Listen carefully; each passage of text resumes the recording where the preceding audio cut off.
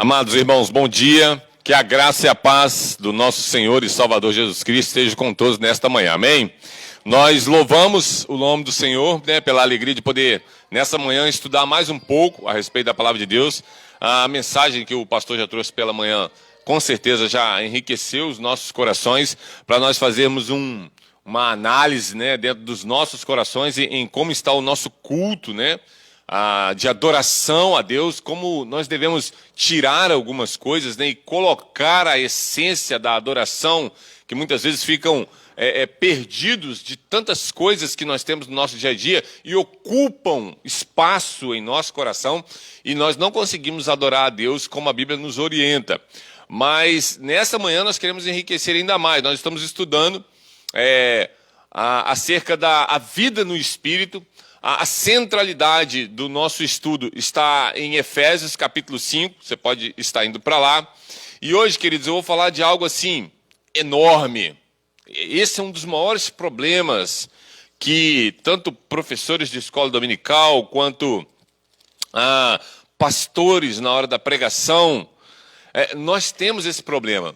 Porque eu tenho que falar de algo para vocês em 50 minutos, em que eu precisaria de 5.000 anos para tentar ensinar para vocês. E pensa o que eu posso fazer com 50 minutos. Então, o nosso pouco tempo, infelizmente, não vai dar para nós vermos toda a grandeza da majestade do que o ensino dessa manhã quer nos ensinar. E o título que está lá, que o pastor Patrick colocou, porque dentro do tema lá, o livro é muito grande, então ele subdivide em vários tópicos. E o tópico que eu vou falar hoje é a nossa vida no Espírito, ou seja, Efésios 5,18, não vos embriagueis com vinho no qual há devassidão, mas enchei-vos do Espírito Santo. É disso que nós estamos tratando, de como que uma pessoa cheia do Espírito Santo vive. Nós vamos ver hoje os privilégios da esposa. Agora você para pensar num negócio desse. Eu não sei se a sua mente consegue acompanhar a linha de raciocínio do que a Bíblia está querendo dizer quando ela está mostrando os privilégios que uma esposa tem. A maioria das mulheres até pode pensar assim, eu não vejo muito privilégio lá em casa, não. Lá em casa está osso esses privilégios aparecer. Mas é óbvio que as Escrituras estão apontando para algo maior. Não é apenas para o relacionamento conjugal. O que o relacionamento conjugal deve mostrar é exatamente a enormidade do privilégio da Igreja de Cristo. É isso que um casamento deve refletir no seu dia a dia. E essa é a dificuldade para o pregador ou para o professor da escola dominical. Como eu posso falar do tamanho do privilégio que nós temos em estar no corpo de Cristo, em ser osso de seus ossos, carne de sua carne, enquanto outras pessoas não são? Você consegue notar a grandeza desse negócio? Porque foi aquilo que o pastor Patrick falou, às vezes nós olhamos para a palavra de Deus e nós não conseguimos enxergar a magnitude da explosão do que a cruz é. É imenso esse troço. E o pastor Martin Lloyd-Jones, na parte que ele trabalhou, ele citou algumas coisas e falou sobre a questão de o primeiro privilégio que ele cita, E é isso que eu vou trabalhar só. Não vai dar para trabalhar. Porque, por exemplo, eu poderia falar do privilégio de você ter paz com Deus. Eu não vou poder falar. Porque eu precisaria de 900 aulas para poder falar do que é você ter paz com Deus, queridos. Que 899 não ia dar. Mas eu poderia falar, por exemplo, nessa manhã, sobre você ter alegria. É um dos privilégios que a igreja tem. É ter a alegria em Cristo. A alegria em Deus. Mas eu poderia gastar aqui para falar sobre você ser um bem-aventurado. E aí eu ia ficar aqui outra eternidade. Você entende que o assunto ele é por demais profundo. E eu não vou ter condições de exauri-lo no pouco tempo que a gente tem. Então, eu quero me concentrar naquilo que o pastor Martin Lloyd-Jones se concentrou. Então ele vai usar como texto base, abre aí sua Bíblia em Efésios 5, 25 a 33, nós já lemos esses textos, nós já meditamos profundamente, nós já fizemos grandes aplicações na vida do casal, acerca de como a mulher deve olhar para o seu marido, vendo ele o cabeça como Cristo é o cabeça da igreja, e nós também vimos como que o marido deve olhar para sua esposa como um vaso mais frágil e como ele tem que se entregar por ela, para que ela sinta toda a plenitude do Espírito na vida do marido. E nós vimos que para o marido ele tem que amar e a esposa tem que ser submissa apenas. Mas tudo isso não está falando de nós. Isso está falando de como nós enxergamos a magnitude dessa explosão, dessa supernova, que é Cristo e a igreja, e como isso reflete nos nossos relacionamentos diários. Então, verso 25 do capítulo 5 diz: maridos, amai vossas mulheres, como também Cristo amou a igreja, e a si mesmo se entregou por ela, para que a santificasse, tendo-a purificado por meio da lavagem da água pela palavra, para apresentar a si mesmo igreja gloriosa, sem mácula, nem ruga, nem coisa semelhante, porém santa e sem defeito. Assim também os maridos devem amar a sua mulher como o próprio corpo. Quem ama a esposa, a si mesmo se ama, porque ninguém jamais odiou a sua própria carne, antes a alimenta e dela cuida, como também Cristo faz com a igreja, porque nós somos membros do seu corpo. E eis porque deixará o homem a seu pai e sua mãe, se unirá à sua mulher, se tornarão os dois uma só carne. E grande é este mistério, mas eu refiro a Cristo e a igreja. Não obstante vós, cada um de per si também, ame a sua própria esposa como a si mesmo, e a esposa respeite o marido. Então, quando o Dr. Martyn Lloyd-Jones está trabalhando lá para que nós possamos enxergar os privilégios que nós, como esposa de Cristo, temos, como eu disse, ele vai usar só um. Porque ele vai dizer o seguinte: nessa manhã, eu quero responder 3 perguntas, e a primeira pergunta é: quais são os privilégios da esposa de Cristo? E aí foi o que eu disse para vocês. Eles são incontáveis, eles são imensuráveis, eles são de uma magnitude que, se você pudesse pegar uma nave espacial e andar pelo universo, você não ia conseguir enxergar todos os privilégios que a igreja tem. É por isso que é estranho você dizer assim: olha, eu sou membro da Igreja de Cristo, mas eu estou meio assim, triste, abatido, chateado, estou aborrecido. É estranho você encontrar cristãos que não estejam fervilhando a alegria da salvação em todo o tempo, mesmo diante das maiores tragédias. Porque diante das tragédias você vai chorar, mas você pode louvar na tragédia. É isso, cante louvores nas tragédias, exaltando Deus que tirou aquele ente querido, por exemplo, porque ele é sábio e ele sabe o que faz. E ele é bom quando tira quem nós amamos de perto de nós. Deus está nos moldando a imagem do seu Filho. Então, quais são esses privilégios? Eu poderia dar uma lista de 1 milhão de coisas, mas eu só vou pegar um. Depois, como devemos amar a Deus sabendo de todos esses privilégios? Que coração tem um homem ou uma mulher regenerado para amar a Deus? Como é que é esse coração? E depois, como deve ser a nossa vida diária? Uma vez que você tem esse coração, como você se comporta diante da sociedade, diante dos seus filhos, da sua esposa, do seu marido, da sua sogra, da sua cunhada, dos seus primos, dos seus parentes, colegas de trabalho, dos seus colegas de escola. Como você se comporta diante deles? Então é isso que nós queremos responder nessa manhã. E a primeira delas, então, quais são os privilégios? Como eu disse, eles são incontáveis, mas eu vou ficar só que o pastor Martyn Lloyd-Jones. O microfone vai estar rodando aí? Então, já que está com você, lê para nós lá, Gálatas 2, 19 a 20. O pastor Martyn Lloyd-Jones vai trabalhar então só esse ponto. Por quê? Porque se ele fosse trabalhar todos os pontos que a Bíblia mostra dos privilégios que a igreja tem em relação a outras pessoas que não fazem parte do Evangelho de Jesus Cristo, não fazem parte do reino de Deus, eles seriam... o que você deveria ver é algo assim que te trouxesse contemplação e vislumbre, como Pedro, Tiago e João quando viram Cristo glorificado. É isso. Pode ler para nós, pastor? Gálatas 2, 19 e 20. Porque eu, mediante a própria lei, morri para a lei, a fim de viver para Deus. Estou crucificado com Cristo. Logo, já não sou eu quem vive, mas Cristo vive em mim. E esse viver que agora tenho na carne, vivo pela fé no Filho de Deus que me amou e a si mesmo se entregou por mim. Isso. Você entende que quando nós estamos falando de um privilégio, privilégio é o quê? É algo que você ganha a mais do que os outros. Foi dado a você. Não por seus próprios méritos, mas porque aquele que está te privilegiando quer dar a você. É a graça. É a graça em ação. A graça faz isso. Você não é que você é top, né? Como as pessoas gostam de falar na questão da doutrina da eleição. Você é o top dos tops. Então quer dizer que você é melhor do que o outro.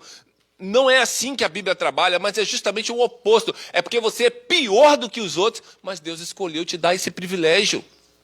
Então, o que o apóstolo Paulo está falando, e nós poderíamos gastar a eternidade aqui agora, porque ele diz assim, ó, porque eu, mediante a própria lei, morri para a lei.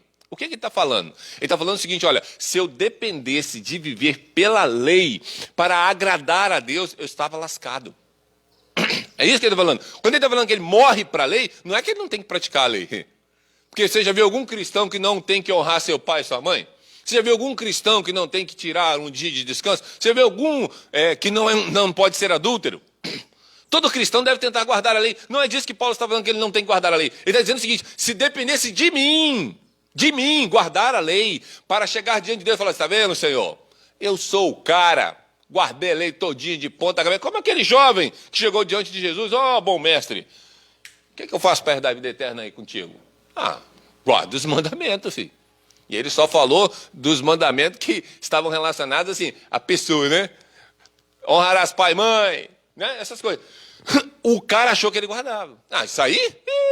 Isso aí eu tiro de letra. Sou bom nisso, PhD formado nas melhores universidades de Harvard. Você vê, o cara se achou que ele era o bom, entendeu? Advogado da última instância. O cara achou que ele era o bom. Jesus está falando para ele o seguinte, então vai, vende que tudo que tem e dê aos pobres. Vem e me segue. Você vê, o cara ficou triste. Agora você tocou no meu ponto fraco. Eu amo dinheiro. Como é que eu posso largar dinheiro? Dinheiro eu não posso largar. O que nós estamos vendo aqui Paulo dizer é isso. Paulo pode largar o dinheiro. Por quê? Porque ele morreu para a lei, porque a lei não vai justificar Paulo. Agora, quando ele diz assim, que ele morreu, e ele diz assim, a fim de viver para Deus. Você vê, ele morre para a lei, agora para viver para Deus, crucificado com Cristo. Esse é um dos privilégios que nós temos. A nossa crucificação com Cristo nos dá vida. É a vida dele agora em nós, porque é o que Paulo vai dizer, não mais eu vivo. Você vê, o Alexandre morreu no dia 22 de janeiro de 1995. Morreu o Alexandre. Quem começou a viver agora? Cristo começou a viver no Alexandre. E a vida que agora eu vivo na carne, você vê, eu tenho que viver, mas eu tenho que viver como? Pela fé daquele que me salvou e se entregou por mim. Ele se entregou por mim, é pessoal. Vai ser coletivo quando se fala de corpo, mas tem que ser algo individual. A pergunta é, você morreu, querido? Porque esse é um dos privilégios que nós temos, de viver a vida de Cristo. Mas para viver essa vida de Cristo, você tem que estar morto. A pergunta é, você realmente morreu para você? Ou seja, os seus desejos, as suas vontades agora, tem alguém que peneira isso para você? Ela passa pelo crivo do Salvador? Antes de tomar decisões de casar, de comprar, de fazer o que vocês vão fazer, Cristo está passando ali, ou seja, Ele é o Senhor da sua vida. Senhor, o que o Senhor acha de eu tomar essa decisão aqui? Eu acho que ela é boa. Mas como eu já morri para mim mesmo, o que o Senhor acha? Porque o negócio é contigo agora. A minha vida é sua. Então, esse privilégio, as pessoas fora de Cristo, querido, não têm. As pessoas fora de Cristo, eles não têm o privilégio de viver a vida que Cristo vive. Isso é algo que é dado a nós. Vamos para 2 Coríntios 5,15. E esse é um outro texto, assim, inacreditavelmente profundo para os nossos corações. 2 Coríntios 5 e o verso 15, vou pedir para o Daniel ler de novo, ele está com o microfone ali, fica mais fácil. Porque o pessoal que está acompanhando online consegue ouvir lá, né? 2 Coríntios 5,15.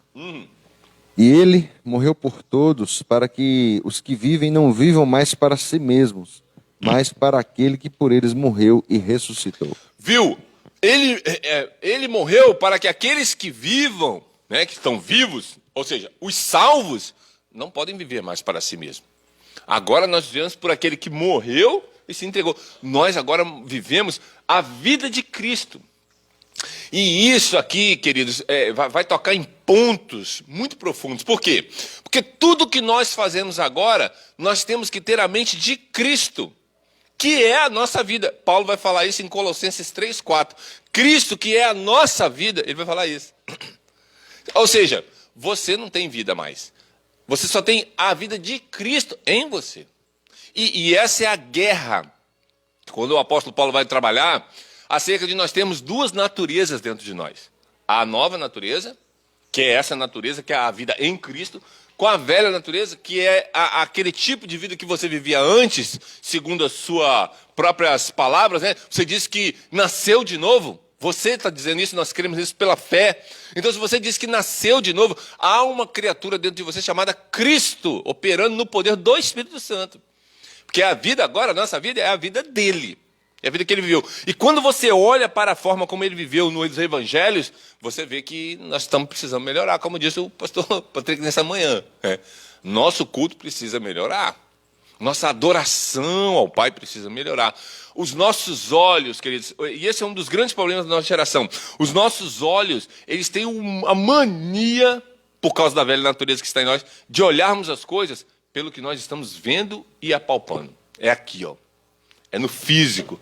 Mas o próprio Salvador não tem esses olhos, ele tem os olhos espirituais. Ele sempre estava com os olhos no Pai dele. Ele mesmo disse isso. Eu não faço a minha vontade. Eu faço a vontade daquele que me enviou. Ele está olhando para onde? Está olhando para cima. Ele não está olhando para baixo. Ele está olhando para cima. Ele tem uma conexão com o seu Pai no poder do Espírito Santo que une eles dois, de uma forma que tudo o que ele quer fazer é o que o Pai quer que seja feito. Agora, essa vida de decisão assim, ela requer uma disciplina espiritual muito grande. Por quê? Você tem que saber qual é a vontade de Deus para a sua vida. A maioria das pessoas não tem essa resposta. O que Deus tem para a minha vida? Eu não sei. Por que ele me chamou para a igreja? Eu não sei fazer nada. Para que ele quer? As pessoas não sabem, mas a palavra de Deus traz a resposta. A única coisa que Deus quer de você é que você creia em Deus e em Jesus Cristo, porque isso é que é a vida eterna. E a vida eterna é essa, que te conheça, ou seja, você tem que conhecer Deus. Como? Através do estudo das Escrituras.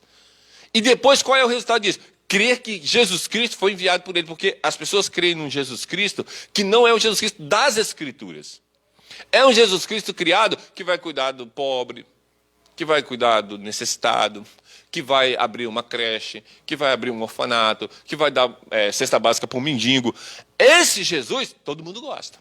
Mas o Jesus que morreu por um povo eleito, porque ele escolheu algumas pessoas e outras ele odiou. Né? Eu vi um pastor pecador aí botando na internet, por exemplo, né? Botou lá de fundo um arco-íris e depois escreveu, porque Deus amou o mundo de tal maneira que deu seu Filho unigênito para todo aquele que ninguém não pensa, mas tem vida eterna. Eu falei assim, eu falei com ele, agora você explica o texto. Porque botar assim, todo mundo vai gostar de você. Comece a explicar o que o texto significa e as pessoas vão odiar você. Por quê? Porque Deus amou o mundo. Primeiro, explique que Deus é esse e que amor é esse. Porque não é qualquer Deus e não é qualquer amor. Depois, explique a palavra mundo. Porque quando as pessoas citam João 3,16, ele está dizendo o seguinte, Deus amou todo mundo. Todo mundo, Nero, os Césares, Deus amou todo mundo. E não é isso que a Bíblia está dizendo. Deus amou um grupo de pessoas. Sempre a palavra mundo na Bíblia está se referindo a um grupo de pessoas. Por exemplo, todos pecaram. Até essa palavra todos, né, quer dizer, o mundo, né? O mundo inteiro pecou. Alguém andou nesse planeta aqui e não pecou? Sim, um único homem, Jesus Cristo. Então a palavra todos não se aplica a todos. Há um grupo de pessoas, mas tem uma pessoa que está fora desse grupo. Então a palavra todos e mundo na Bíblia, você tem que ter essa noção. Por quê? Porque quando você vê isso, aí você vê onde você está nos privilégios como esposa de Cristo. Você está vivendo uma vida que é totalmente diferente dessas pessoas, porque ele não morreu. Para que você possa viver a vida que ele vive. Porque ele vive ela até hoje. Cristo está em carne e osso até hoje, glorificado. Então, por nos dar a vida, nos tornamos participantes do seu nome, por exemplo. Isso aqui é interessante. Daniel, pode abrir aí João 17, 22. É interessante porque é o seguinte, toda vez na cultura, e isso aí é praticamente uma praxe geral, agora depois de muitos séculos sendo assim, que está havendo algumas mudanças aí por causa do ser humano ser pecador mesmo, mas, por exemplo, quando eu me casei com a Penha, qual dos nomes que a Penha tem que foram adotados ao meu nome original? Nenhum. Mas como que ficou o nome da Penha agora? Ela leva o meu nome, ainda ficou grande. Ficou Maria da Penha Alves Leopoldino de Oliveira. O Oliveira é meu. A mulher, ou seja, a esposa, leva o nome do marido como honra. Mas a esposa não dá o nome dela ao marido. Isso é para mostrar, e Deus institui essas coisas para mostrar o seguinte, olha, a igreja jamais dará o seu nome a Cristo, mas ele, como marido, dará o seu nome à esposa. E nós somos chamados de quê? Cristãos. Leia para nós aí, João 17, 22. Eu lhes tenho transmitido a glória que me tens dado, para que seja um, como nós o somos. Isso. Por quê? Por que ele tem dado a sua glória? Porque o nome de Jesus vai se dobrar todo o joelho. Porque ele nos dá o nome dele e agora nós somos chamados de cristãos. Nós recebemos a glória junto com ele. Nós vamos ver alguns textos aqui mais para frente que vão mostrar essas coisas, mas quando nós falamos de glória, querido, nós temos que tentar imaginar algo assim vislumbrante. Porque foi o que os discípulos viram na transfiguração, o Cristo glorificado. Entendeu? É algo assim majestoso. Todas as pessoas que viram Jesus glorificado tem que se curvar. João, no capítulo 1 lá de Apocalipse. Lê lá para você ver. Quando ele vê Jesus daquele, tem que cair no chão. Mas no Velho Testamento não era diferente. Toda vez os caras tinham que botar no chão. Porque eles viram a glória, a glória.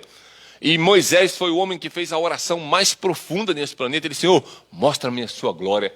Você viu? Mas João vai escrever assim, e vimos a sua glória, glória como o unigênito do Pai. Querido, nós também temos visto essa glória. Você vê, como é que João viu a glória? Se Jesus estava andando em carne e osso, com exceção da transfiguração, o resto foi só carne. Mas como é que ele viu? Ele viu por causa dos ensinos, das doutrinas que fluem da cruz. Ele viu na expiação, ele viu na propiciação, ele viu na justificação pela fé a glória de Cristo e o glorioso plano que o Pai elaborou em dar essa noiva. E agora nós temos um nome que está acima de todo nome, é o nome do Salvador. Nós somos participantes desse nome. As pessoas que estão fora de Cristo e que vão para o inferno não participam desse privilégio. Você vê, você poderia pensar que na cultura é aleatório esse negócio de assim, por que a mulher leva o nome do marido? Por causa de Cristo dar o seu nome à sua esposa. Você vê como é que nada está fora do propósito de Deus. Muitas pessoas poderiam achar, isso é questão cultural. Não, não é questão cultural. É porque aponta para Cristo, para a obra que Ele vai dar na vida da sua igreja, como um privilégio que ela tem de receber o seu nome. Agora, como nós devemos, né, queridos, nos sentir diante dessas coisas? Você já tinha parado para pensar sobre isso, assim, que agora você é casado com o Salvador e você leva o nome dele sobre suas costas. Você entende, assim, o peso do privilégio? Porque, lógico que com o privilégio tem o peso, né? Você vê que na sociedade, hoje, nós caímos em descrédito porque nós não sabíamos essas coisas. E nós, por não sabermos dessas coisas, nós vivemos uma vida desregrada e desonrando o nosso marido, o nosso Salvador. E essas coisas precisam estar vívidas todos os dias em nossos corações para que a gente não compre e depois não possa pagar e passe vergonha. Para que a gente não fique com o nome sujo na praça, para que as pessoas olhem para nós como pessoas retas e não como pessoas que estão fazendo coisas erradas. Por causa de outros pecados, como de repente desdenhar de alguém, desfazer de uma pessoa. Nós temos que tomar cuidado com o nosso comportamento. Por quê? Porque agora nós trazemos sobre nós um nome que está acima de todo nome. E se esse nome não dá peso, possivelmente você não é noivo de Cristo. Porque uma noiva, ela procure viver de uma forma em honrar o seu noivo, por causa do nome. Você pensa aqui no Príncipe Charles. Você vê, o Príncipe Charles foi um cara que viveu de uma forma que desonrou sua esposa. O que ela fez? Vou desonrar ele também. Pulou a cerca. Ele pulou a cerca, eu pulo também. Mas o nosso Salvador não é assim, queridos. Não é assim. O nosso Salvador é honroso. A ele toda a honra, toda a glória e todo o louvor. Ora, nós vamos agir como a princesa Diana? Ficar saindo de carro importado com outras pessoas? Quando você se engraça com o mundo, é isso que você está fazendo. Alguém já disse, né? E, se eu não me engano, foi o próprio Espírito que falou assim: olha, o nosso marido é ciumento. A Bíblia diz isso, que Deus é ciumento.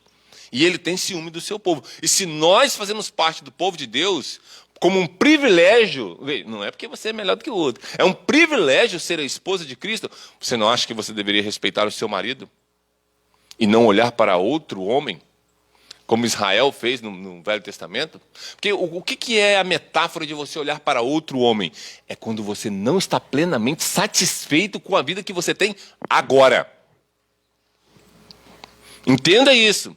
Como um privilégio de você ser esposa de Cristo, ele tem que ser totalmente satisfeito em tudo na sua vida. Mas se você fala assim: não, irmão, eu estou satisfeito, mas olha, eu queria ter mais dinheiro. Então, esse aí é o outro homem que você está querendo. Porque o Salvador não te é suficiente. Não, Alexandre, eu estou satisfeito, mas eu queria mais saúde. Então, esse é o outro homem que você está querendo dar uma puladinha na cerca. Você entende isso? Que ao se dizer cristão, porque você não é obrigado a dizer que você é um cristão. Você vai falar assim: não, eu não sou cristão, não. Eu estou tentando conhecer. Ok, seja honesto. Mas se você diz que é, agora o seu coração tem que estar plenamente satisfeito nele, pô. Se Cristo não é suficiente até o presente momento, ele não será para você nunca. Porque ele já deu tudo o que ele podia dar na cruz do Calvário, querido. O que mais você quer? Mas não é só que ele te dá a morte dele de cruz, ele te dá a vida eterna e ele te dá o nome dele. Mas não é só isso. Olha só, para termos sua vida, somos luz do mundo. Você pensa nisso? Ele vai dizer isso em Mateus 5,14. Ele vai dizer: vocês são o sal da terra e a luz do mundo. Mas quem é que declarou que era a luz do mundo, querido? Lá em João 8,12, o que Jesus diz? Eu sou a luz do mundo. Você está entendendo o que ele está falando? Eu e você somos um, unidos em carne e osso. E agora a luz que eu reflito, reflete em você. E você reflete em outros. Você já parou para imaginar que todas as pessoas fora de Cristo, o que elas externam então, Alexandre? Trevas. Trevas. Só trevas. O seu amigo do trabalho, ele está fora de Cristo, ele só tem trevas. E a Bíblia diz assim: se as trevas, a luz que é em ti são trevas, quão grandes são essas trevas? E ele está falando do amor ao dinheiro nesse texto. Nós temos que tomar cuidado ao abrirmos os nossos lábios, porque nós temos a tendência de reclamar. E quando nós reclamamos, nós dizemos o seguinte: essa luz não está brilhando. Não há luz suficiente. Há uma parte negra em minha vida que não está sendo atendida. Seja na sua insatisfação com a saúde, com o dinheiro, com o bairro que você mora, com as coisas que você tem, com o seu trabalho. Não importa. Aonde você reclamar, são as trevas tentando invadir essa suposta luz que você diz que há em você. E no decorrer da nossa vida, as pessoas precisam ver essa luz brilhando. Porque a metáfora, querido, que Jesus está usando, não é que você vai pegar, tipo o meu celular aqui, ligar a lanterna do celular e eu sou a luz do mundo. Não é isso. Não é a ideia, por exemplo, de ligar uma lâmpada. Não é isso. É como que as pessoas vão ver essa luz em você. É através de como você fala, de como você prega o evangelho. Você está vendo? Não é você ser honesto apenas. Porque tem ímpio que é honesto. O cara não rouba de jeito nenhum. Tem ímpio que não pula cerca. Ele é fiel à sua esposa. Tem ímpio que não gosta de mentir. Não, eu não minto. Eu acho que isso é um desvio de caráter. Você está vendo? Não é disso que a Bíblia está falando quando você ser luz do mundo. Não é o que você faz, mas é o que você fala. Como? Pregando o evangelho às pessoas. Por exemplo, você está num trabalho. Você está num bate-papo com a turma. E alguém fala assim, não, olha, eu não tenho nada contra o movimento LGBT, sabe? Mas eu não faço. Na hora você diz para ele assim, ó, mas a Bíblia diz que tanto quem apoia como quem, né, faz é culpado do mesmo jeito. Ou seja, você dizer assim que não é contra, você está apoiando, querido. E ao apoiar, você está fazendo parte desse processo. E você será condenado junto com ele se você não se arrepender desse pecado. É isso que a Bíblia diz. Esse seu amigo vai gostar de você por muito tempo? Eu acho difícil. Porque na hora que você começar a pregar o evangelho para ele, falar assim, olha, você sabia que Jesus não morreu por todo mundo? Por isso que muita gente vai para o inferno? Ele não morreu por todo mundo. E se essas pessoas que apoiam o LGBT não se arrependerem dos seus pecados, elas vão ter o mesmo destino de quem pratica o LGBT. É isso. Então, nós não vamos nos calar porque eles não gostam. Problema deles. Eu também não gosto de feijão inteiro. Lá em casa a gente rala. Não dá para agradar todo mundo ao mesmo tempo, queridos. Entendeu? Cada um faz o que dá. Agora, a verdade, ela não pode ser ralada. É esse que é o problema. O meu feijão, minha mulher joga lá no liquidificador e com 30 segundos o bicho está do jeito que eu gosto. Agora, o problema do pecado não dá para ralar. Você tem que se confrontar com Deus. Então, nós temos essa luz. Essa luz tem que brilhar. Como? No ensino das verdades da palavra de Deus. E eu te garanto que os seus amigos diminuirão. Porque eu não tenho nenhum amigo ímpio. Por que eu não tenho nenhum amigo? E quando eu estou dizendo amigo, não é que eu não tenho nenhum amigo ímpio que diz assim, ô Alexandre, tudo bem? Tudo bem. Ô Alexandre, tudo bom? Tudo bom. O que eu estou dizendo para você é que eu não tenho nenhum amigo ímpio que vá à minha casa tomar um café comigo, bater papo comigo. Você sabe por quê? Porque eles me odeiam na hora que a gente vai conversar. Porque nós vamos falar sobre o quê? Vamos falar sobre Cristo e este crucificado. E ele não sabe nada a respeito disso, e ele não está nem aí para isso. Falei assim, então os seus assuntos não me interessam. Eu não tenho prazer em conversar com um ímpio que só quer falar bobagem. Você quer falar de futebol? Vamos falar de futebol. E o Gabigol? Se não se arrepender, irá para o inferno com todos os gols que ele fez no Flamengo.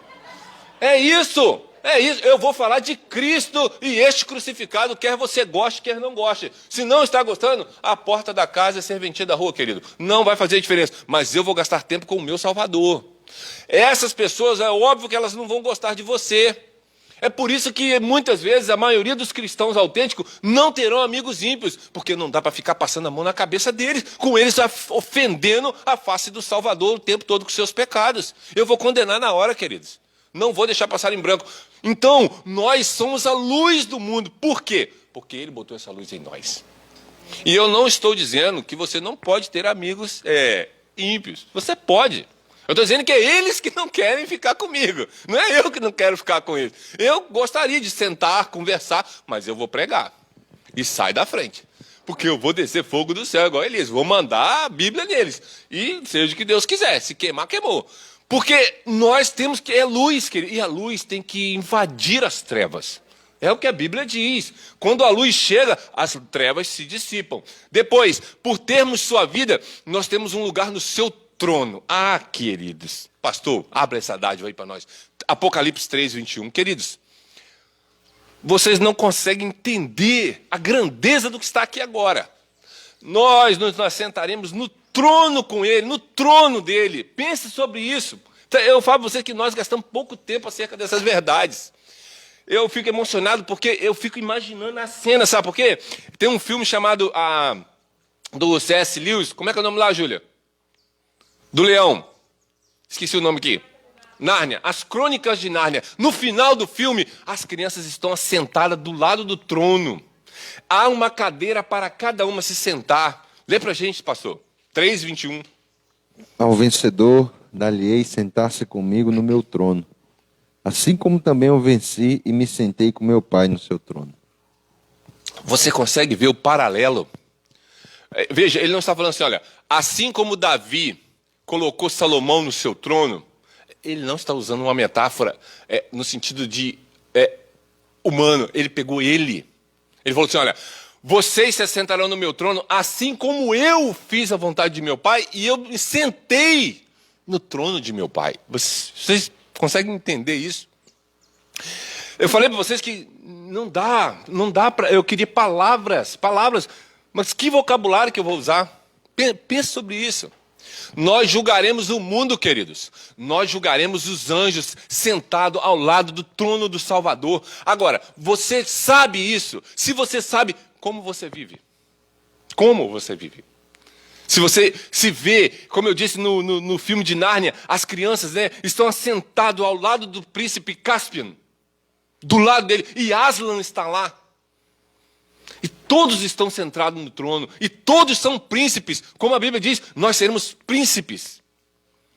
Queridos, isso é algo assim assustador para um coração regenerado, porque o coração regenerado ele está olhando para os seus pecados. E nós não merecemos. Essa é que é a questão, sabe? Porque não é Deus não colocar todo mundo lá. Você sabe que ninguém merece, mas você se vê lá, é algo majestoso.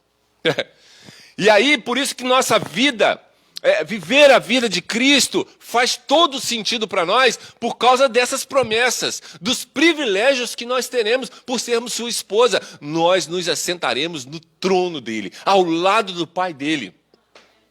O nosso Pai.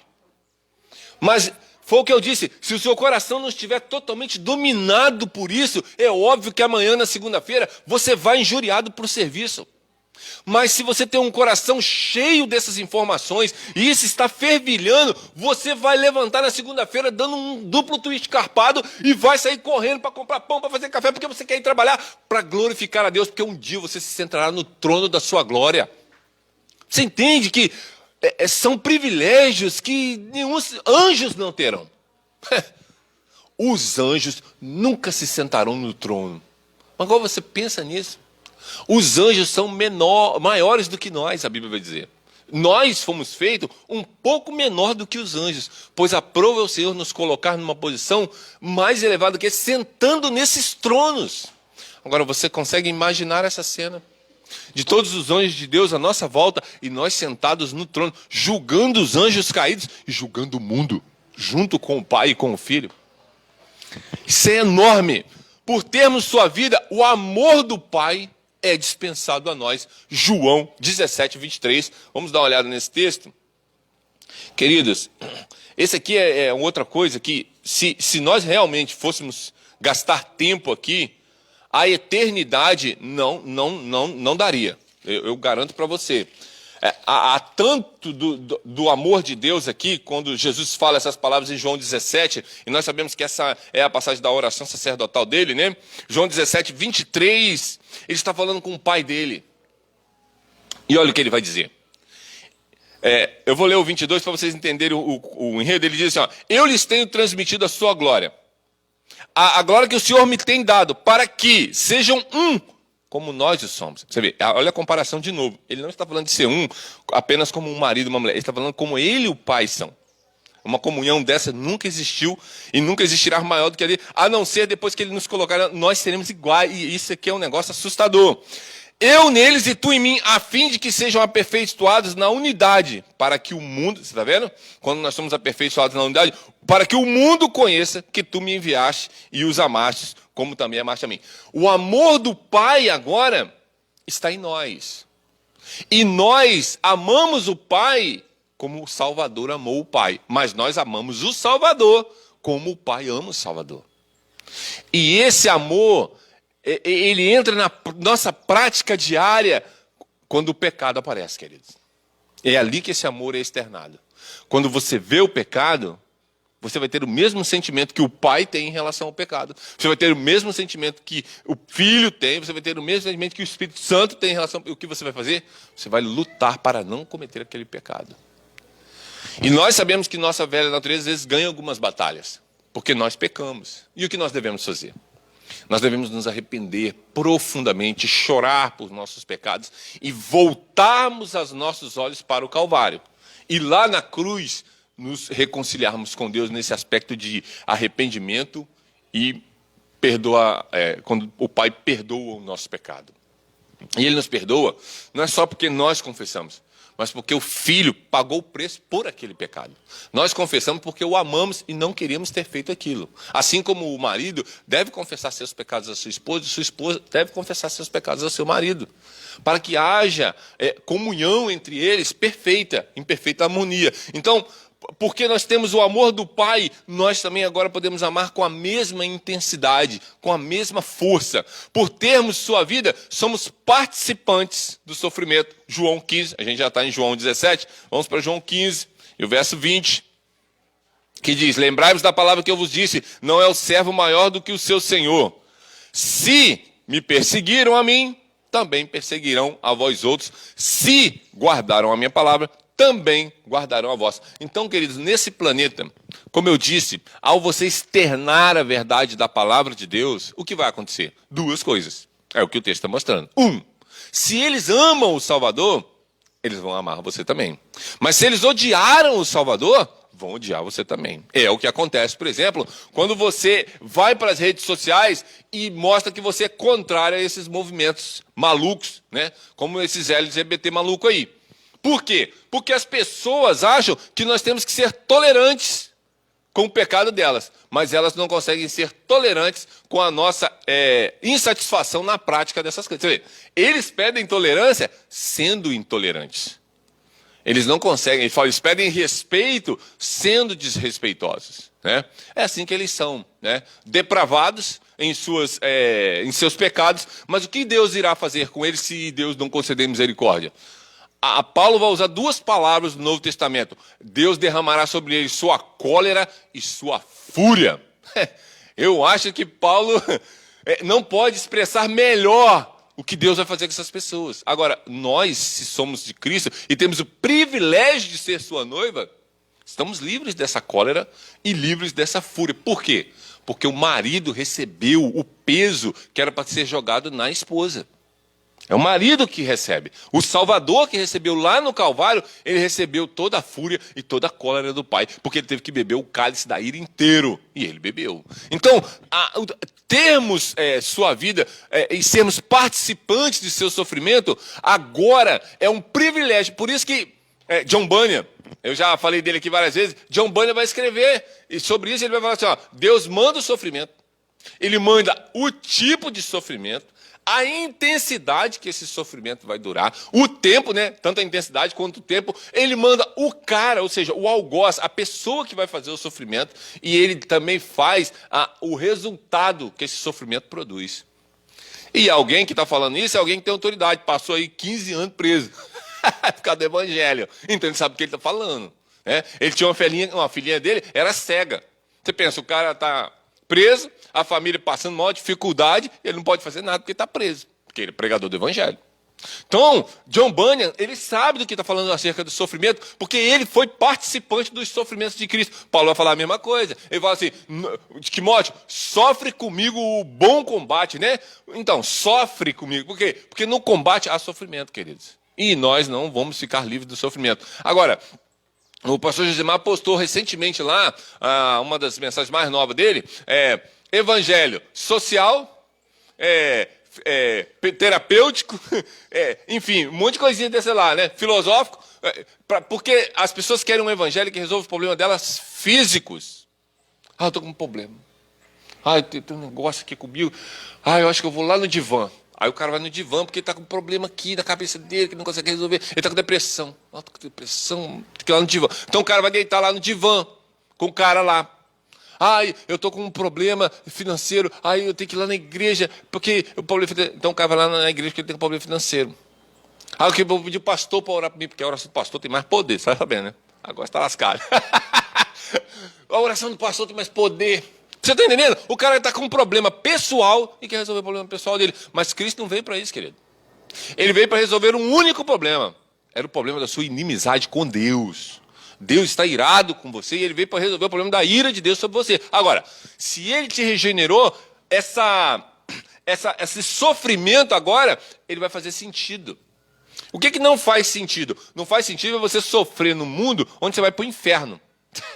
É dois sofrimentos, e o segundo pior do que o primeiro.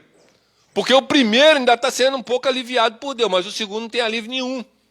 Porque o que é o inferno? É a presença de Deus, é isso que é o inferno. É a presença de Deus, mas só no derramar da sua ira. Você vê, quando nós falamos que o inferno é a ausência de Deus, é a ausência de quê? É a ausência da graça, comum, é a ausência da misericórdia comum que Deus dá a todo mundo, é a ausência desses atributos de Deus, da sua, do seu poder.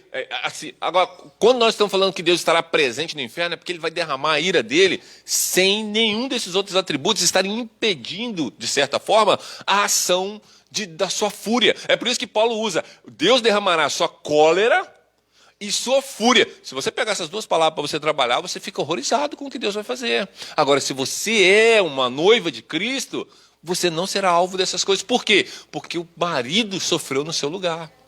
Agora, se você tem um marido que sofre no seu lugar dessa forma, como você deve tratá-lo, querido? Esse é o nosso Salvador. É alguém que sofreu algo que não merecia. Você vê, você pode até pensar assim: ele chama meu marido lá em casa. Não quero dizer nada não, mas que ele merece. Ele merece, esse aqui. Mas não é esse marido que nós estamos falando. Nós estamos falando do marido perfeito. Do marido que te amou incondicionalmente, porque não havia condições em você para ele amar ou não. Ele simplesmente te amou porque ele quis te amar. É como você passa pela rua e tem 5 mendigos. E você comprou pão na padaria. E você está com 2 sacolas de pão. Tem 5 mendigos. E você simplesmente olha para um e fala assim: eu vou dar para esse aqui. O que te levou a dar para ele? Pode ser que porque você é pecador, tenha tido uma motivação lá dentro, no fundo do seu coração. De repente você olhou assim: esse aqui está menos sujo. Esse está fedendo menos. Esse é mais bonito do que aqueles outros 4, né? Esse aqui pelo menos tem isso, porque lá nem isso tem. Enfim, às vezes é um sorriso, é um olhar, aí você fica com mais dó, porque o olhar está caído, né? Eles têm técnica, tá, gente? Existe um treinamento para como pedir esmola. Tá aí na internet, é fácil fazer esse curso, é gratuito. Então assim, você vai lá, faz uma cara de dó, aí você falou: esse da cara de dó aqui ganhou o pão. Você vê, você viu algo na pessoa. Mas não é assim que o Salvador faz. Ele não olha para suas mazelas. Ele olha para a glória do Pai ao ter eleito você e predestinado você à salvação. É para lá que ele está olhando. Consequentemente, ele vai amar você com todo o coração dele, porque o Pai te elegeu. Não porque havia algo bom em você. A Bíblia diz exatamente o contrário. É porque não havia nada em você. Então você não tem nada que ele queira, porque você não acrescenta nada a ele. Mas quando ele resolve fazer de você a esposa, ele te dá privilégios. E esses privilégios são enormes. Entre eles, participar dos seus sofrimentos. Então, aprenda isso. Hoje você pode estar gozando de plena saúde, mas se amanhã você for acometido de qualquer sofrimento, lembre-se, é o seu marido te dando o privilégio de sofrer como ele sofreu. E é óbvio que você jamais sofrerá como ele sofreu. Mas é para você estar sendo grato a Deus pelo sofrimento que te produz algo bom. Como? Lutero já dizia, né? Se a oração já te levou a orar, já valeu a pena ter o sofrimento. Se o sofrimento levou você a orar, já foi bom. Você já saiu no lucro, porque de repente estava orando pouco.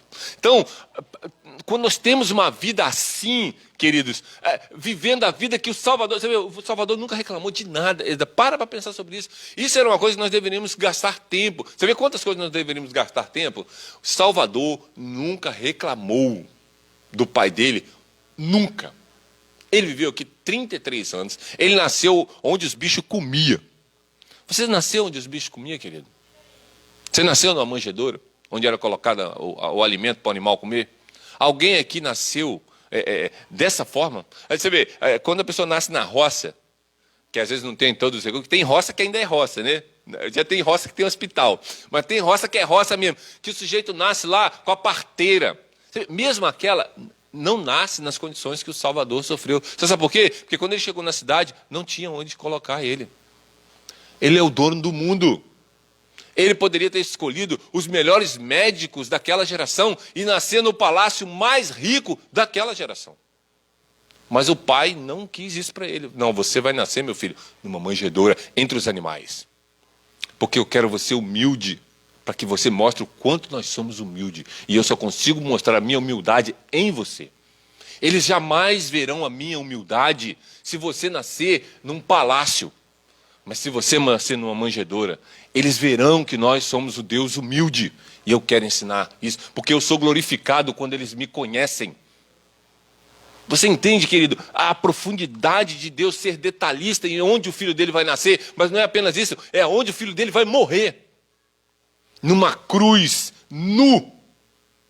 Nos filmes eles botam uma cueca, né? A probabilidade é que Jesus tenha morrido nu. Você pensa nisso? Ele foi exposto a toda vergonha, toda vergonha. Você já morreu pelado numa madeira ali naquela praça pública? Pois é, foi isso que fizeram com o nosso Salvador, com o nosso marido.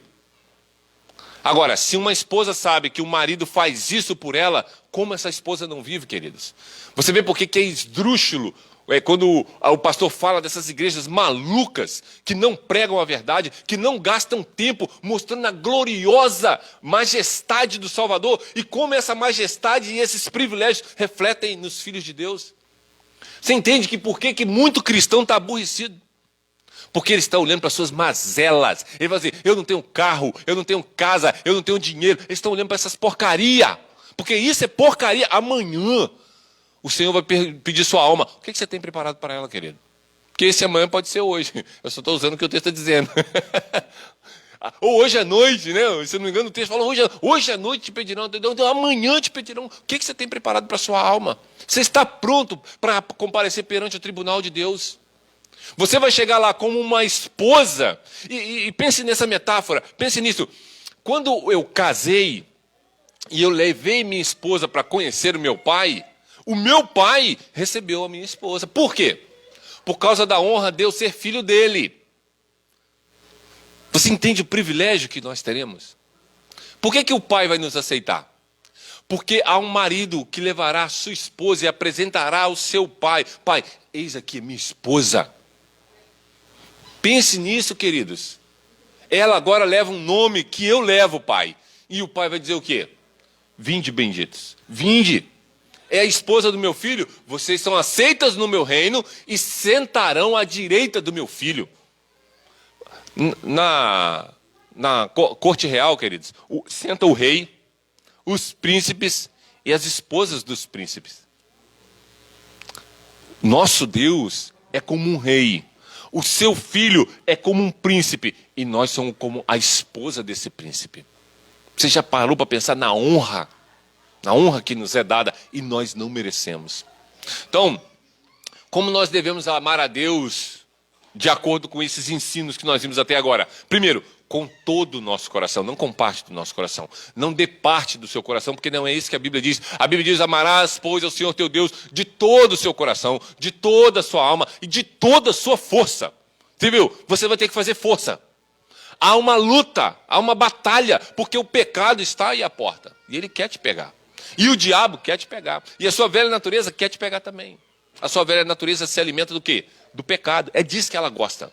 Mas a sua nova natureza quer honrar o Salvador. Então, com todo o coração, com toda a sua força e com todo o seu entendimento. Entendimento é você saber essas coisas que nós estamos aprendendo essa manhã, que ouvimos que um culto não pode ser do jeito que a gente quer. Assim como nós ouvimos que o culto não pode ser do jeito que a gente quer, nós não podemos ser a esposa do jeito que a gente quer ser. E aqui fica um ensino tanto para os maridos como para as esposas. Não tentem viver para si mesmo, viva para o outro. Viva para o seu cônjuge, como Cristo fez para a sua igreja, como sua igreja deve fazer por causa de Cristo. Esse é um privilégio. Você, mulher, tem o privilégio de ser casada. Muitas mulheres não se casaram nesse planeta. Muitas mulheres foram agredidas, ofendidas, maltratadas e eram solteiras. Mas a ti foi dado o privilégio de casar, para quê? Para que você tivesse um mantenedor, um provedor, um protetor. Então, marido, faça a sua parte por causa de Cristo, e mulher, faça a sua parte por causa do Salvador. Não por causa do seu marido, ele é pecador, ele vai pisar no tomate, é certeza, eu conheço os seres humanos, principalmente os homens. Eu sei do que eu estou falando, eles vão errar. Mas quando eles errarem, ajude-os a consertarem. E esposos, façam a mesma coisa para suas mulheres. Quando elas errarem, chame ela. Querido, olha, a palavra de Deus nos ensina desse jeito. Não é assim não. Vamos corrigir isso aqui, está errado. Nós não podemos desonrar o Salvador. Vamos corrigir isso aqui. Vamos trabalhar com amor e com zelo e com carinho para que os nossos casamentos reflitam a glória de Deus. E por último, querido, se você consegue amar a Deus com todo o coração, com toda a força e com todo o entendimento, então como que deve ser a sua vida diária neste planeta? A cada segundo que você esteja aqui dentro ou lá fora, como o pastor Patrick disse, Romanos 12, que o culto racional, ele começa do momento da sua conversão até a sua partida. É isso que é o culto racional. A Bíblia vai dizer lá assim: rogo-vos, pois, irmãos, pelas compaixões de Deus, que apresenteis os vossos corpos em sacrifício vivo, santo e agradável a Deus, que é o vosso culto racional. Então, a ideia de que o culto é sacrifício vivo, santo e agradável a Deus, é porque diariamente, a cada segundo, você está se policiando para cultuar a Deus. Não oferecer, como o Patrick nos ensinou nessa manhã, um culto do jeito que a gente quer. Vou colocar isso aqui no culto, porque ele se concentrou aqui, né, na ideia do culto aqui, né, mas o culto é o tempo todo. Então, assim como nós não podemos ficar comemorando essas datas, né, desnecessárias aqui, porque aqui é adoração, também lá fora você não precisa fazer coisas que desagradam a Deus. Uma das coisas que eu aprendi no meu trabalho, e eu quero encerrar com isso, quando você estiver no seu trabalho, é a forma de você honrar a Deus, viva lá com uma alegria indizível e cheia de glória. No seu trabalho, na sua escola, na sua casa. Depois, tema a Deus, querido. Tema a Deus. Porque se Deus não poupou o filho dele por imputação, pensa se ele vai poupar você porque você está pecando deliberadamente. Ele não vai poupar. Ele vai te pegar. Tenha a esperança viva. Qual o maior problema da galera? A galera está perdendo a visão vislumbrante da vinda do Salvador em sua glória e nós assentados no seu trono. As pessoas não estão enxergando isso. Mas eu consigo vislumbrar isso toda vez de manhã quando o sol nasce. Eu vejo a glória de Deus lá. Então tente ver isso, nos pássaros cantando, nas árvores balançando por causa do vento. Tente ver a glória de Deus estampada em todo o universo. E você vai ter o seu coração regozijante. Crie uma ardente expectativa pelas bodas do Cordeiro. Esse casamento, querido, é sem dúvida nenhuma o casamento mais aguardado do universo. Qual? A vinda do Salvador buscar a sua noiva. É isso. Agora, o seu coração está ardente, em ardente expectativa, ou pelo menos ele está como o coração do apóstolo Paulo, dividido, porque eu queria morrer e partir. Você está... Veja bem, querido, esse desejo de querer partir, estar com Cristo, ele só é verdadeiro quando você está querendo ir, não é porque você está duro, não é porque você está andando de ônibus, não é porque esse mês o aluguel ficou apertado, não é por essas coisas. O seu desejo por partir é que você está ansioso para ver a glória de Cristo. Esse é o desejo de Paulo. Porque partir e estar com Cristo é melhor. Por que é melhor? Não é só porque você vai estar na presença dele. Isso é magnânimo. Mas pense em você nunca mais pecar. Nunca mais você cuspir no Salvador. Você entende a ansiedade do apóstolo Paulo? Enquanto ele está nessa carne, ele está pecando. Ele peca, ele sabe que ele peca. Eu peco, você peca. Agora, pense na glória de Cristo no dia em que nós estivermos com Ele. Nunca mais nós vamos pecar. E agora nós vamos desfrutar dele por toda a eternidade. Isso é o desejo de todo coração regenerado. É desfrutar mais de Cristo, mais de Cristo, mais de Cristo. Então, os privilégios da esposa, eles são enormes. E aí, maridos? Agora a aplicação fica pesada para nós. Dê os privilégios que você puder à sua esposa. Não negue nada a ela que seja possível. Para quê? Para que ela sinta o quanto você é grato pelos privilégios que Cristo te deu. Você viu, marido, que para nós o peso é maior? A coisa é complicada. Porque você tem que abrir mão do seu eu. O pastor Martin Lloyd Jones, ele vai dar um exemplo, assim, por exemplo. Uma coisa que o marido tem que levar em consideração. Tem maridos que dizem assim, não, eu fui chamado para o campo missionário. E eu vou para o campo missionário. Mas a mulher fala assim, olha, peraí, mas você está querendo ir para onde? Não, Camboja. Camboja, que o pau lá está quebrando, estão matando cristão 3x4. A mulher fala assim, ó, eu não vou. Para o Camboja, você é doido, rapaz. Fosse para os Estados Unidos, a gente até podia pensar. Mas para o Camboja eu não vou, não. E o cara fala assim, a mulher não é de Deus. Essa mulher não é de Deus. Não quer estar com medinho. A Bíblia vai dizer o seguinte, bom, se sua esposa não quer ir, não vá, querido. Não vá. Você não deve ir. Porque vocês são uma só carne. E se não há acordo entre as duas carnes, é óbvio que você não deve ir, senão a carne vai se dividir. E nós não dividimos o corpo de Cristo. Eu lembro que lá a Penha sempre achou que eu ia ser pastor. E eu também, a maioria das pessoas sempre achou que eu ia ser pastor. Mas nós conversando, nós entendemos o seguinte: olha, o ministério pastoral está fora de cogitação para a minha vida. E eu sou muito feliz porque ela me ajudou a enxergar isso. Muita gente vai, você fica chateado? Lógico que não, a minha mulher me ajudou a ver a besteira que eu ia fazer, entrar num ministério que Deus não me chamou para fazer. O que ia acontecer, querido? Eu ia estar com os burros na água. Deus me chamou para pregar e me chamou para ensinar. Mas ele não me chamou para ser pastor. Pastor é para Daniel, que tem paciência. Eu ainda estou trabalhando nisso. Pastor é para o Patrick, que é mais tranquilão do que eu. Eu sou bicho doido. Não ia dar certo esse negócio de ministério pastoral comigo. Então, assim, mulheres, quando seus maridos se sentirem chamados para um ministério, converse com eles mesmo. Fala, mas peraí, como é que você pretende levar esse negócio? Não, aqui em casa vou fazer. Aí não. Para dar certo, não. E aí você não pode dividir o corpo de Cristo. Pode tirar esse cavalinho da chuva. E não vai ser, queridos. Eu vi que uma vez, né, as pessoas têm uma dificuldade com o que Paulo está falando sobre o marido estar dividido. Né? A palavra dividido ali é de responsabilidade. E não se um é de Cristo ou não. Os dois são de Cristo. Só que às vezes o marido tem mais responsabilidades do que o solteiro. E aí o solteiro, por exemplo, se o solteiro fala assim, eu vou ser missionário, estou indo para a China amanhã. Qual o problema desse solteiro? É só se ele tem recurso, ele não tem problema nenhum. Se ele puder ir, o que ele vai fazer? Ele vai para a China. Agora, você pensa se Daniel, mulher recebeu uma revelação do Alexandre lá no culto de manhã, é para mim ir para a China. E você não vai comigo. Ela falou, eu não vou. Acabei de entrar no emprego agora, rapaz, você está ficando doido? O André fica injuriado comigo ali, arrumei 2 por 36 lá, rapaz. Não vai dar certo. Entendeu? Não é assim. Tem que sentar, conversar, muita oração, para tomar essas decisões. Porque a mulher, ela tem os privilégios que o marido dá.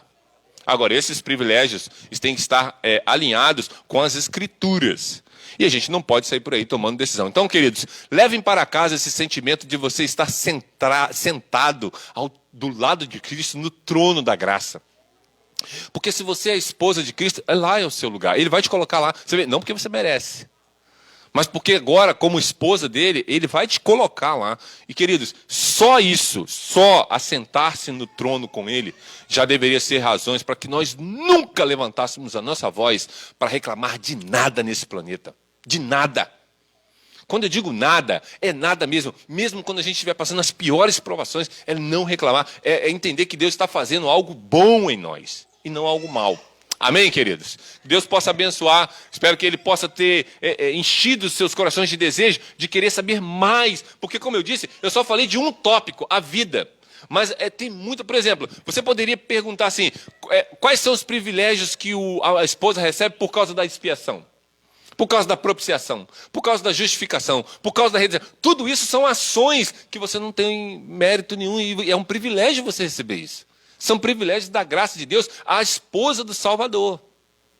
E a gente poderia passar a eternidade falando sobre isso. Vamos colocar de pé, vamos orar, vamos agradecer a Deus nessa manhã. Eu espero que o seu coração, querido, esteja inflamado pelo poder da palavra de Deus. Porque é isso que ela faz. Ela nos faz ser regozijantes a cada instante por causa do que Deus tem feito com a sua igreja. Pai, louvado, exaltado e glorificado seja o teu nome nesta manhã. Te agradecemos pela grandiosa palavra que o Senhor nos deu. A cada dia que passa, a tua palavra vai ficando cada vez mais agigantada em nossos corações. Nós queremos fazer a tua vontade em todo o tempo e nós precisamos que essas doutrinas sejam aplicadas vividamente no nosso coração. Mas sem o poder do seu Espírito, isso não irá acontecer, ó Deus. Então nós te pedimos que o Senhor, por misericórdia e por amor à igreja de Jesus Cristo, derrame do teu Espírito em nossos corações para que nós queiramos mais de Cristo, mais desse marido maravilhoso que o Senhor nos deu, porque nós não merecíamos, como esposa de Cristo, ter alguém como ele, porque ele é excelente demais para nós. Mas nós somos gratos a Ti, porque o Senhor quis que assim o fosse, e nós Te louvamos, porque tudo que o Senhor quer e faz é santo, é justo e é bom. Que o Senhor nos dê uma manhã e um restante de dia na Tua presença, e que hoje à noite nós já possamos constar os nossos corações já preparados para mais uma grandiosa porção da Tua palavra que nós vamos ouvir através do pregador dessa noite. É a nossa oração em nome de Jesus. Amém, Deus. Amém, queridos. Um bom almoço a todos.